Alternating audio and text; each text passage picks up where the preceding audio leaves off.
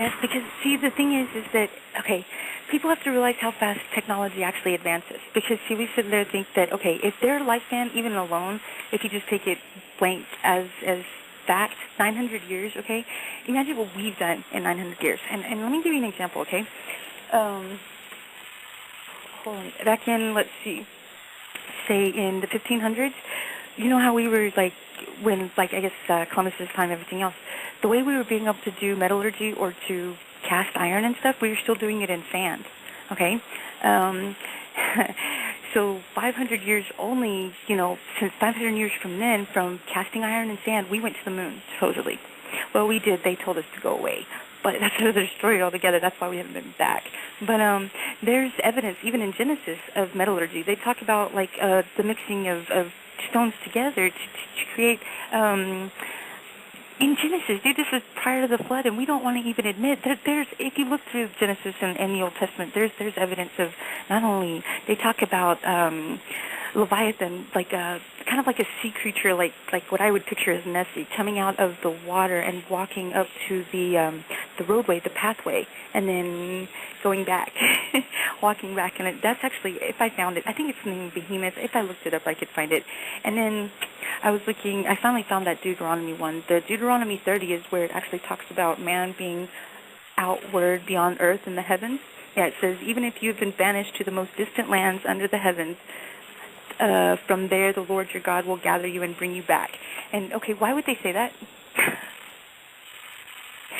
What purpose did that have for people that had no technology, lived in, you know, were so...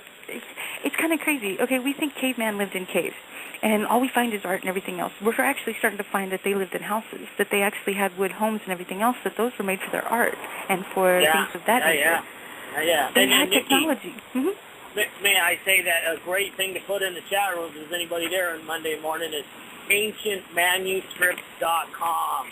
Holy cow, that's the best site I've ever found on this subject.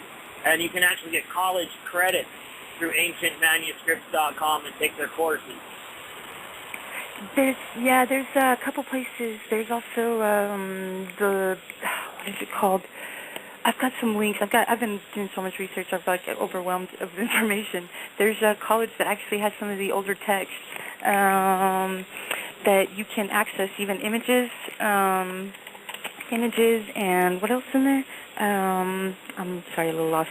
The images, the translations back from 23 to 2400 BC, and you can get that now. It's actually, they found something called the Sumerian Dictionary, which they found translations. So there's actually translations that already exist that show us the actual what it actually meant. You know, like everybody's up in arms about Sitchin's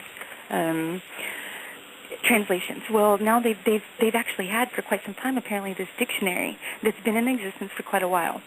But hey, you know, we're common people. We don't need information like that. Oh, I agree. I got all the Zachariah Sitchin stuff, man, and you know, it's awesome. Him and Eric von something or other. Eric von Daniken. Yeah, there we go. Yes, Eric von Daniken wrote The Trade for the Gods and several others, and then you also get people like who wrote the Orion Conspiracy?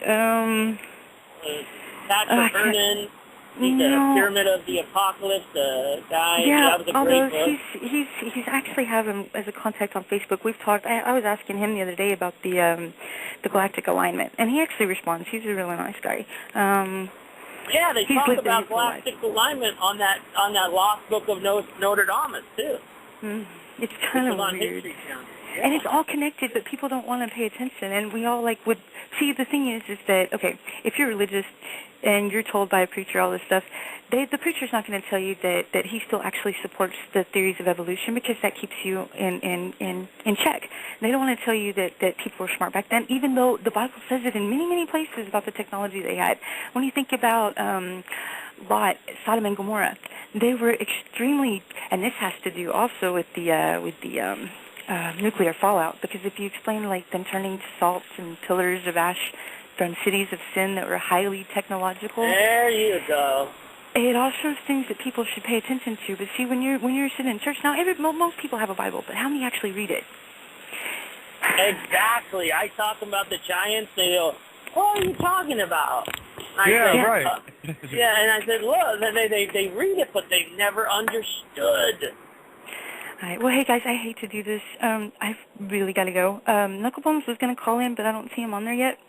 Yeah, he's gonna call in a few. He said he's gonna freshen up a little bit. I'll take over for the next hour, Nick, because there's some news that I want to get into, and I'm not gonna be able to get into it on my regular show that starts in a little over an hour because today's Prepping Monday, and we're gonna talk all about prepping on Mondays.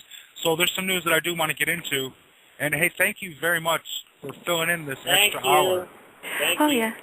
New information when I have more and when I've researched more, because I got a lot more, but I want to check some more information before I just say this is what I found, because that's what I've been doing, is making sure that I can have something to back it up a little bit. That's been my main concern lately. So okay, thanks, guys. Great. I had fun. Nick, so yeah, I'm gonna go ahead and play a song while we switch up, and I'll call into the host number. So whenever you're ready. I'm ready. So let me say goodbye real quick. So okay, bye, guys. Don't hang up until after the song starts. Yeah, no problem. Or else I won't be able to play it. Yeah, everybody's gonna have silence. Right. Yeah, because there has to be somebody. There has to be somebody dialed into the host number in order to play at least it. when it starts. Yeah, I found that out Saturday. Yeah. Okay, so say your goodbyes, hon, and thank you so much again.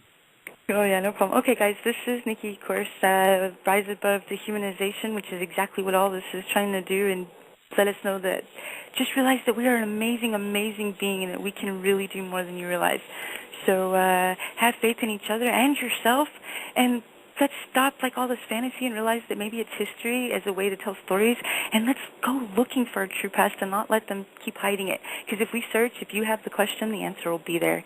Have faith in each other, and there's nothing we can't do, and apparently it's been shown in the past, so maybe if we came to that realization, maybe we'd be more appreciative of the world we live in and those we're around. So that's me. But anyways, I'll be back on Saturday, 2 o'clock p.m. Central, which is 3 p.m. Eastern, and that's noon on the West Coast. Thank you. For pedal, people ending discrimination on looks, followed by, again, Rise Above Dehumanization with myself, of course, and then I'll be back next Monday as well. So I'm always around no matter what. I'm sure I'll be checking in on you guys when I get a chance. So have fun, everybody. I had fun. And yeah. Bye. All right, Nick, I'm going to go ahead and play this song. Uncle Buck, I'll mute you, and I'll bring you back on after the break, all right? Sure, brother, sure. All right, we'll be back in about 5 minutes, guys. Thank you for